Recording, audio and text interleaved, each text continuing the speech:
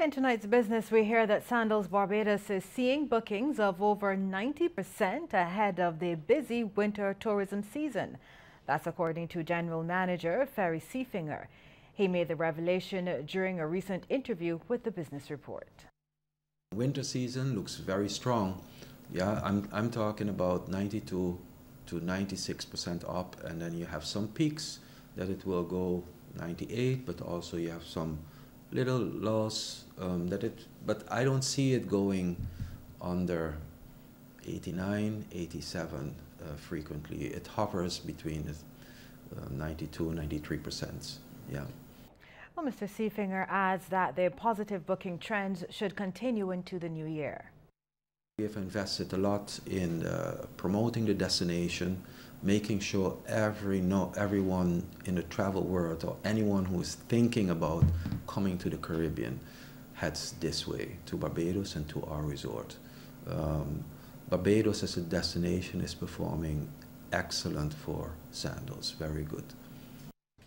Well, the Inter-American Development Bank has weighed in on ongoing efforts to turn around the Barbados economy in its most recently released Caribbean Region Quarterly Bulletin. The IDB says short-term stabilization in Barbados must be followed by structural reforms. It also says in the short run, external and fiscal imbalances are the key constraints to growth and development. In addition, the bank says the country should protect its social achievements.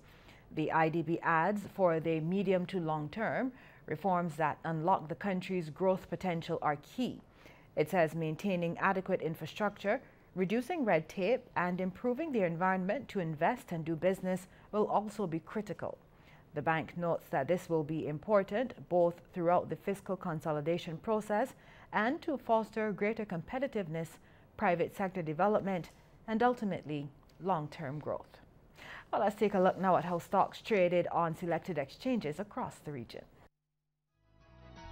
First up, Jamaica, where JMMB Group Limited was the volume leader with 842,614 units at $31.81 each. They were followed by Carreras Limited and Siboney Group Limited. In Trinidad and Tobago, Guardian Holdings Limited was the volume leader with 124,882 shares changing hands for a value of $2,110,360.80, and they were followed by NCB Financial Group Limited and Trinidad and Tobago NGL Limited. And in Barbados, First Caribbean International Bank was the volume leader, trading 38,000 shares at $2.86 each, and they were followed by Goddard Enterprises Limited and Cave Shepherd and Company Limited.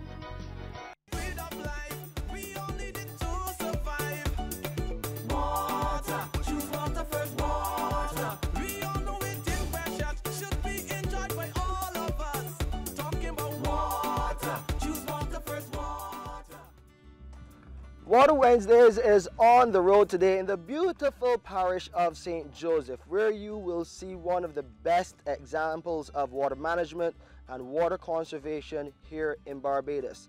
This is Peg Farm and Nature Reserve, and you would know that water management is so important in the Barbados context when you consider the level of drought we would have had here over the past few years. The owner of the farm is Paul Bourne, and Paul, you've been doing a great job here of water management and really conserving and harvesting water, key things you need to do for any farm in Barbados. But first, give us a bit of the history of Peg Farm.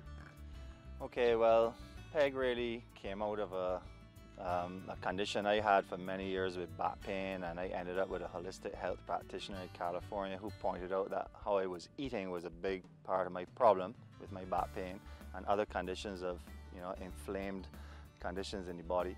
And so I looked into starting a farm where we could grow good healthy food, and obviously once you go into the realm of farming, you have to think water, and water is a very serious commodity. It's being recognized globally right now as it's a big concern. Water harvesting, storage, treatment, management of water is a big global issue, and it is for us here in Barbados as well. So tell us a bit about the system and how it works from rain to the harvesting and storage process. Okay, well, it's pretty simple really. We have a few buildings here, one behind us, large masses of roof. So that's how we collect the water. We capture all the water from the roof and then pump it to a high point on the land, which is behind me.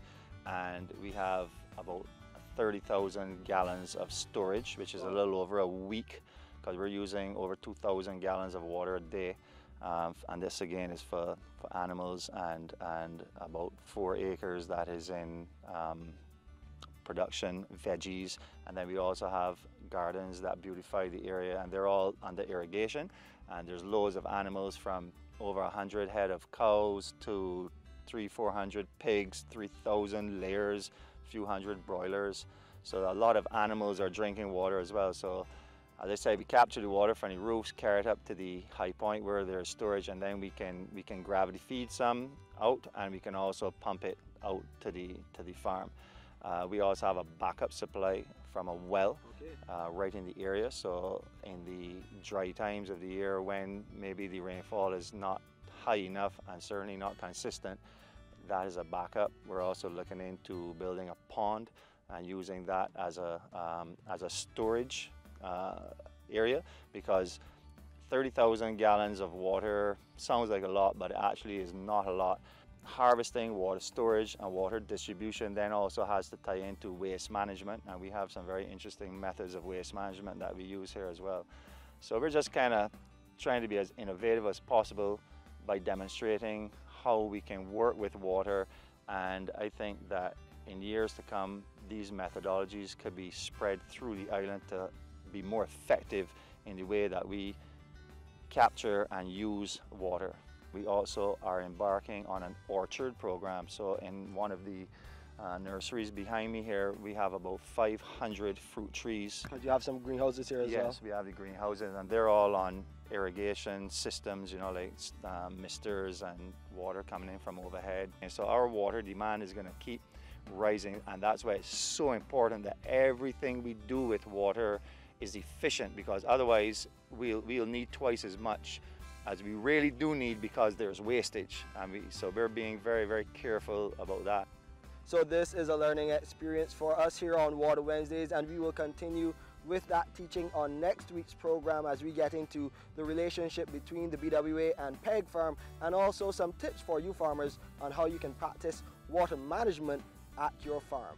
But to view this or a previous episode again, please visit our website, www.barbadoswaterauthority.com.